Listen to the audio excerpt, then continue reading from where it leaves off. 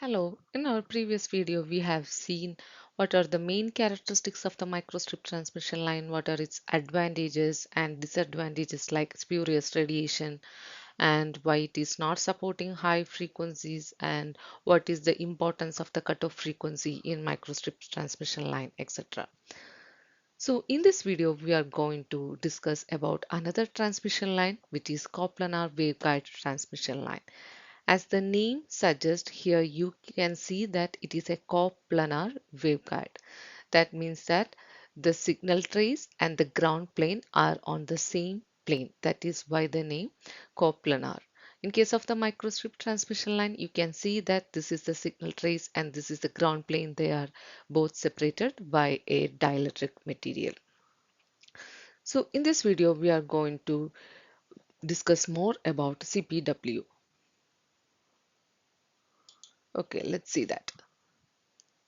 So it was invented by Cheng P. Wen while he was working in RCS Sanford laboratories in 1969. So this is the paper which is discussing about the Coplanar waveguide, and one of the main thing that is we usually say is when you take the short form of his name and the name of the transmission line, you can see that it is CPW and they are like matching. That is one of the things that we will be usually discussing about the CPW. So they are of two types, conventional CPW and grounded CPW. In case of the conventional CPW, this is the trace and these are the ground planes. So everything is on the same plane. And in case of the grounded CPW, here you can see that it has an additional ground plane, and there is also ground plane on the same plane as the signal trace. So the main advantage of using this ground plane is it will be mechanically more tough. So it will be more strength than this structure where there is no ground plane. So you can imagine that if there is only the metal trace on the top of the dielectric, it is very easy to bend, right? But if you have a ground plane or metallic tracing on the ground plane, it is not that much easy to bend. That is why it is called mechanically tougher, and it can provide better heat sinking because you can imagine that the heat dissipation will be happening inside this dielectric as it is covered by the metal traces. And when we are considering the grounded CPW, we have to usually use some wires to connect these metal trays and the ground plane. The main advantage of using these wires is when they are not connected using these wires, there will be chance of potential difference between this ground plane and the bottom ground plane. So this will cause some slot modes and the resonance.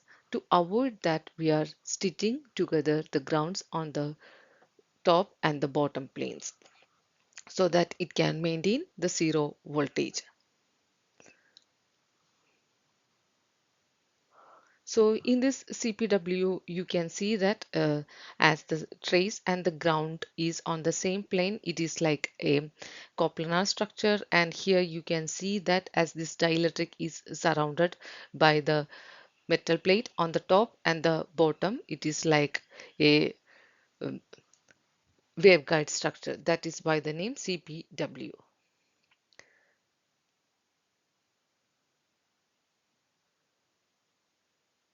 Okay, so now we are discussing about the field distribution. So here, this is the thickness of the trace and this is the separation between the trace and the ground plane. So when we are designing the CPW, this gap between the trace and the ground plane is very small. Because of that, most of the electric field will be concentrated within this dielectric. That is, this fringing into the air will be very less, and most of the field will be concentrated inside the dielectric. And when as these waves are propagating both through the dielectric and the air, the resonant mode in case of this CPW is quasi TEM. And we can see here that as most of the field is concentrated inside the dielectric, it will not provide much dispersions. That is why we can use the CPW for higher frequencies also. But in case of the microstrip transmission line, we know that at higher frequencies it will be causing the surface waves, and that is why it is not suitable for high frequencies.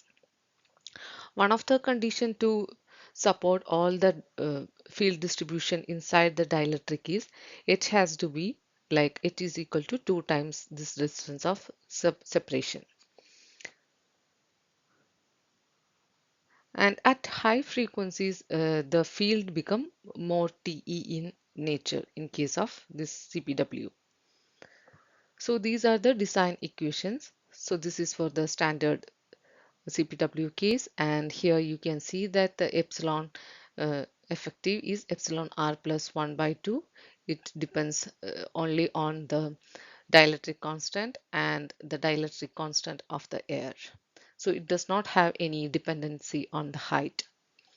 So these are the equations to calculate the characteristic impedance. Here you can see a parameter K, where K is the complete elliptical integral of the first kind, K bar is the elliptical integral of complementary modules, and these are the equation. So here small k is the geometric ratio. Here you can see that this ratio is the this equation is the ratio of the geometries W and S, and K bar is the complementary modulus. So you can use this equation to calculate the characteristic impedance. So in case of the grounded CPW, here the equation for effective permittivity is changed like this, and it also has dependence on the K parameters. So here the K1 and K1 bar are defined by these equations, and the characteristic impedance is slightly different from ungrounded structure. So this is how the calculations are made.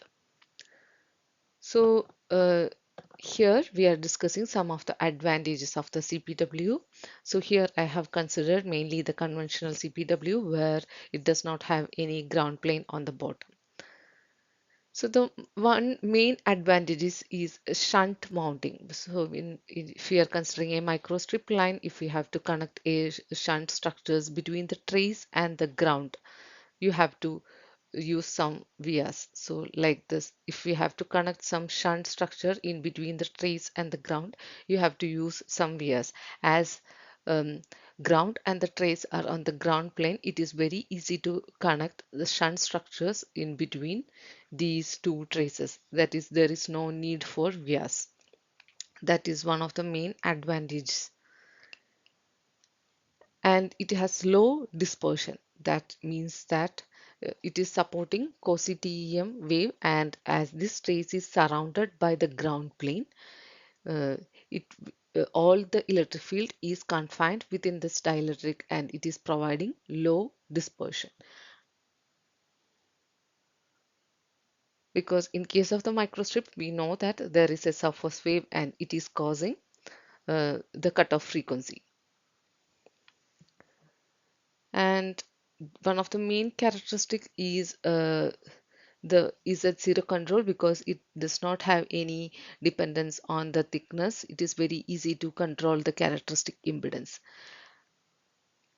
And it does not have much radiation loss as compared to the microstrip. Here, in case of microstrip, we know that there is lots of spurious radiation, but as it is surrounded by the ground plane, the spurious radiation in this case is very less. And it also has very low substrate leakage. And this is one of the comparison between the standard CPW and the grounded CPW. In case of standard CPW, does not have any dependence on the height or anything, but in case of grounded CPW, as one ground is forming on the bottom, it has a H dependence. So these are the characteristic impedance. So in case of the standard CPW, it will be varying from 30 to 120, and this CPW, it will be varying from 40 to 100. And in case of standard CPW, dispersion is very lower, and in case of GCW, the dispersion is higher because there will be some electric field in between the top ground and the bottom ground, and because of these field distribution there will be some dispersion. The main use of this standard CPW is MMICs and probe circuit, and GCPW is PCB RF and microstrip like structures. In case of standard CPW, vias are not read, but in case of GCPW, it is recommended to have these type of vias to connect the ground planes. So this is some of the comparison between the coplanar and the microstrip line. So here in coplanar structure, we can see that all the uh, traces are on the same plane. In case of the microstrip line, the ground comes on the bottom plane. In case of the CPW, um, if it is a conventional CPW, we don't require any vias, but in case of a grounded CPW, we require some vias. In case of the microstrip line, we require vias if we have to connect some shunt structures. And it is very easy to mount the structures in between the trace and the ground plane in case of CPW. When we consider the field is mainly concentrated in between the gaps of the signal and the ground plane. In case of the microstrip, we can see that it will be mainly concentrated inside the dielectric and the air. And it can support very high frequency ranges because it has low dispersion.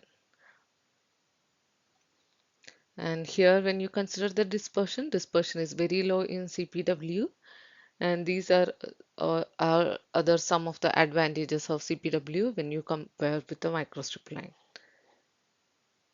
I hope you get some idea about what is CPW and what are its advantages and disadvantages. Thank you.